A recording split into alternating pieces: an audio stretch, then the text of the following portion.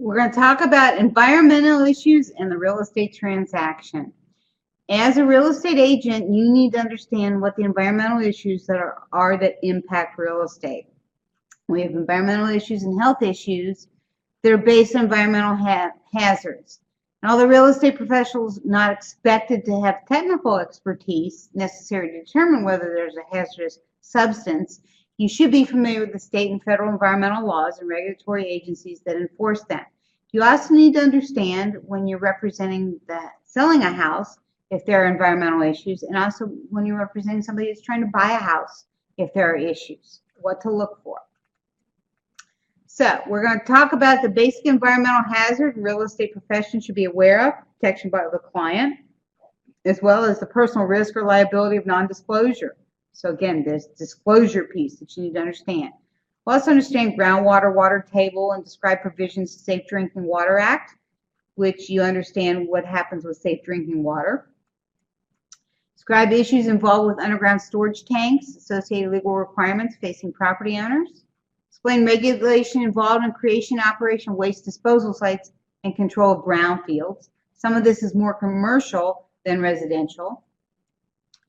We'll talk about various federal laws which protect public from uncontrolled hazardous waste, liability issues facing those who violate the laws, and we'll explain the responsibilities and duties of real estate professionals regarding environmental issues. This is what you need to pay attention to because you don't want to get sued. You want to have full open disclosure. Hazardous substances that are in real estate. Asbestos. Anything built before 1978 probably has asbestos. If it has a steam heating system, hot water system, asbestos is there. Lead-based paint. Again, if a house was built before 1978, it has lead-based paint. You can remove it, but sometimes it's better just to cover it and keep it contained in place. Same with asbestos. Sometimes it's better to encapsulate and keep in place. Radon. Most of the new houses today, the basements don't breathe.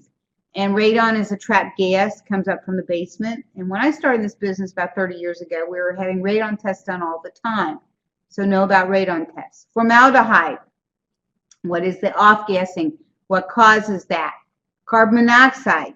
You know, you should have carbon monoxide detectors in your house. If you're a rental or property manager or you own investment property, definitely you have fire detection systems, smoke detectors, carbon monoxide detectors should be there as well. Again, if you're having gas appliances. PCBs, these are more than anything around electrical, and it would be more commercial. Chlorofluorocarbons, the CFCs, they're put off from the gases from the HVAC systems. Mold. Mold's a big hazard in houses, and usually you can smell it right away, but mold can be something that if somebody's allergic to it, they won't be able to live in the house, and it's hard to get rid of. So environmental issues that we talk about is Groundwater Protection, Safe Drinking Water Act. We have safe drinking water. All of our water is treated, but we also need to make sure that we don't have lead in our water to end up with a Michigan type case. We have underground storage tanks, USTs.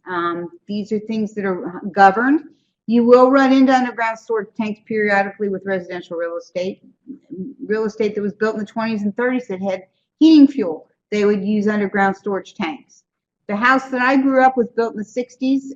Houses in the 50s and 60s, they usually had the tanks for the heating oil was in the basement. So they weren't underground storage tanks, but they're still not used anymore. They've been replaced by gas or electric furnaces. So those heating oil tanks need to come out. Then we also have waste disposal sites in brownfields where people are redeveloping commercial real estate that was hazardous real estate in brownfield sites so that it can be redeveloped to be residential. Other environmental legislation includes CERCLA, which is the Comprehensive Environmental Response Compensation and Liability Act. These are for Superfund sites, big chemdynes that used to be in Hamilton, Fernald, that were in this area in Marketplace. These were big contributors to pollution, and they're sites that have to be cleaned up and take a lot of money and time and years to clean these sites up. Some of these sites will never be redeveloped. Chemdyne in Hamilton is going to stay a green field forever. Fernald was redeveloped and it's a park now, but you're not going to have houses and buildings on it. We also have Superfund amendments and reauthorization acts that help with trying to clean up the environment. The liability that the real estate professionals have. We need to know how to discover environmental hazards. We need to understand what environmental site assessments are. When somebody does an environmental site assessment, a phase 1 is typically a title search. It's a history of how was the property used. Phase 2 is where they go in and they test to see if there's actually environmental hazards. Phase 3 is where they go in and they clean up the environmental hazards. Environmental impact statements. These are done when a building or development is happening. And the environmental impact statement doesn't just talk about the chemicals on it, but it also talks about the environment that's happening around the property. Is sunlight and air going to be cut off? When you build this wall, how does it impact the neighbor's property? Those are what environmental impact statements are.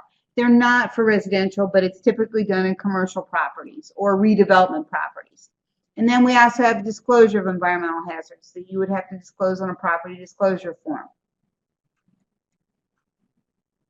And that is really what you need to know about environmental hazards.